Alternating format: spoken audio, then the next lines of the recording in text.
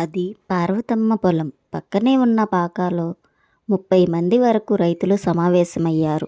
ఆడ, మగ అందరూ కలిసి 5 గ్రూపులయ్యారు. ఒక్కొక్క గ్రూపుకు మిత్రకీటకాల పేర్లతో పాటు నాయకులను కూడా ఎన్నుకున్నారు.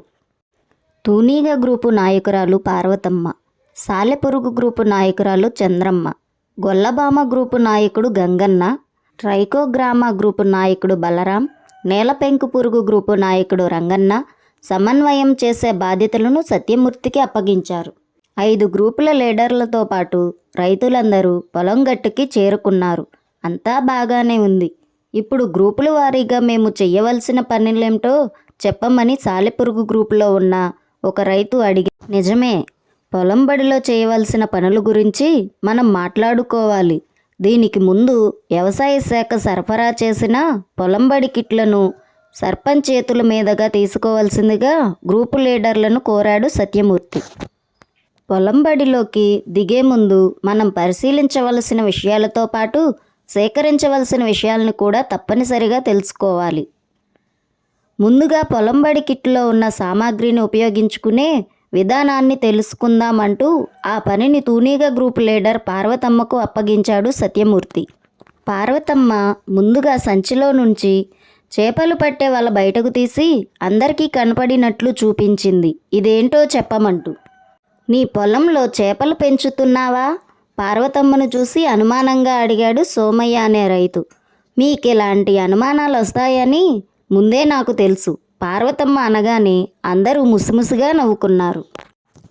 పొలం మీద చాలా రకాలైన పురుగులు, కీటకాలు ఎగురుతుంటాయి కదా. వాటిని చేతులతో పట్టుకోవటం అంత సులువైన పని కాదు. అవి వలలో చిక్కిన తరువాత పంట మిత్రులను, పంట శత్రువులను గుర్తించి వేరువేరుగా లెక్కించడానికి వీలవుతుంది. పార్వతమ్మ సోమయ్య సందేహానికి జవాబిచ్చింది. ఇలా చేయటం వల్ల మనకొచ్చే లాభం ఏమిటి అని గొల్లభామ గ్రూపు నుండి మరో రైతు సందేహంగా అడిగాడు. చాలా మంచి ప్రశ్న వేశావు అని అభినందించాడు సత్యమూర్తి. వలలో చిక్కిన పురుగులను బట్టి పొలంలో చేరిన శత్రుపురుగులు, మిత్రపురుగుల సంఖ్యాబలం తెలుసుకోవచ్చు. శత్రుపురుగుల కన్నా మిత్రపురుగులు అధికంగా ఉంటే ఆ పంట పొలానికి ఎలాంటి నష్టమూ ఉండదన్నమాట. అదెలా? ఓ రైతు సందేహంగా తెలిపాడు. మిత్రపురుగులు శత్రుపురుగులను తిని పంటకు నష్టాన్ని కలగకుండా సహాయపడతాయి. ఉదాహరణకు అక్షింతల పురుగు, తెల్లదోమను, సాలెపురుగులు పచ్చదోమలను పట్టి తింటాయి.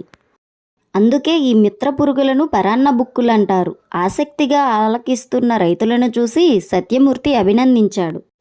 పొలంబడి కిట్లో నుండి కొన్ని ప్లాస్టిక్ డబ్బాలను తీసి అందరికీ కనబడేటట్లు చూపించింది పార్వతమ్మ. ఈ డబ్బాల పనేమిటి అని మరో రైతు వీరయ్య సందేహంగా చూశాడు. ఆ విషయమే చెప్పబోతున్నాను. వీటి వల్ల కూడా చాలా విషయాలు తెలుసుకోవచ్చు. వలలో చిక్కిన శత్రుపురుగులను ఫార్మాల్డిహైడ్ ద్రావణం ఉన్న డబ్బాల్లో పెట్టి బంధిస్తారు. ఇలా చేయటం వలన పురుగులు ఎక్కువ రోజులు పాడవకుండా ఉంటాయి. వీటిని పొలం బడికి రాలేని మిగతా రైతులకు చూపించవచ్చు అని పార్వతమ్మ చెప్పింది. అంతేకాదు, ఈ డబ్బాల వలన మరో ప్రయోజనం కూడా ఉంది. బంధించిన శత్రుపురుగుల జీవిత దశలను కూడా తెలుసుకోవచ్చు. అదెలా? డబ్బాల్లో బంధిస్తే ఊపిరాగి చనిపోతాయి కదా. మరో రైతు అనుమానంగా వ్యక్తం చేశాడు. నీలాగే చాలామందికి ఇదే అనుమానం ఉండే ఉంటుంది. వారు అడగలేదు, నువ్వు మాత్రం అడిగావు అంటూ అభినందిస్తూనే సంచిలో నుండి సూదిలాంటి ఆయుధాన్ని తీశాడు. ఇది ఎందుకో తెలుసా? అంతా అయోమయంగా చూశారు. డబ్బాలకు రంధ్రాలు చేయడానికి ఇది ఉపయోగపడుతుంది. ఓహో, రంధ్రాలు చేయడం వలన శత్రుకీటకం ఊపిరి పీల్చుకుంటుందన్నమాట. అర్థమయ్యింది అంటూ అందరూ తలూపారు. అవును, కన్నాలు పెట్టిన డబ్బాలలో కానీ లేదంటే ప్లాస్టిక్ సంచిలో కానీ శత్రుపురుగులను బంధించి వాటి యొక్క జీవిత దశలను ప్రత్యక్షంగా గమనించవచ్చు. ఇంతకీ మరో విషయం అడగటం మరిచిపోయారు. అందరి వైపు నవ్వుతూ చూశాడు సత్యమూర్తి. అందరూ ఒకరి ముఖాలొకరు చూసుకున్నారు.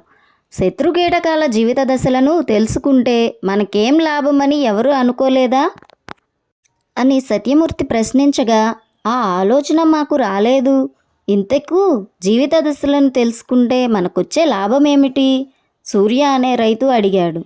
మానవులకు శైశవ దశ, బాల్యదశ, యవ్వన దశ, వృద్ధాప్య దశ ఉన్నట్లే పురుగులకు కూడా కొన్ని దశలున్నాయి. ఇక్కడ చదువుకున్న యువ రైతులు కూడా ఉన్నారు. వాటి గురించి వారి ద్వారానే విందాం అని సత్యమూర్తి ముగించాడు. కృష్ణారావు అనే రైతు లేచి నిలబడ్డాడు. రసం పీల్చే పురుగుల్లో 3 దశలుంటాయి. గుడ్డు దశ, పిల్ల దశ, రెక్కల పురుగు. వీటిలో పిల్ల దశ, రెక్కల పురుగు దశ నష్టం చేస్తుంది. కాబట్టి గుడ్డు దశలోనే వీటిని నాశనం చేయటం వల్ల పంటకు నష్టం ఉండకుండా చేయవచ్చు అని కూర్చున్నాడు.